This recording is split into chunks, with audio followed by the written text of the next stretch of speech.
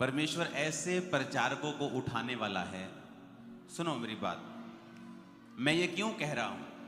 आने वाले समय में परमेश्वर ऐसे लोगों को उठाएगा जो अपने ट्रेडिशनल वे में प्रचार करेंगे।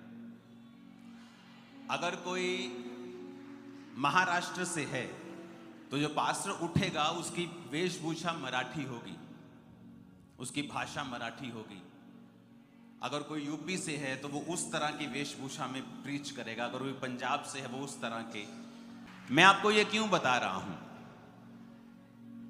आने वाले समयों में जब परमेश्वर एक ऐसी जनरेशन्स को खड़ा करने वाला है जिनके द्वारा परमेश्वर बहुत भारी गिनती में लोगों को बचाएगा, नशों से छुड़ाएगा, बीमारों से आजाद करेगा। परमेश्वर ने मुझे बताया कि जब वो लोग उठेंगे और जब वो लोग काम करना शुरू करेंगे उनका बहुत विरोध होगा, और वो विरोध क्रिश्चियन लोगों की ओर से होगा।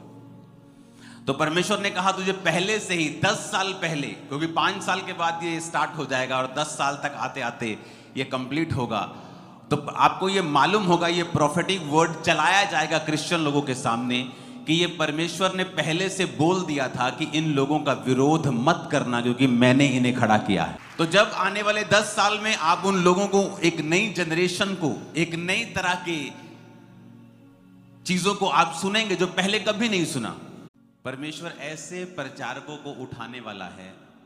सुनो मेरी बात, मैं ये क्यों कह रहा हूं, आने वाले समय में परमेश्वर ऐसे लोगों को उठाएगा जो अपने ट्रेडिशनल वे में प्रचार करेंगे।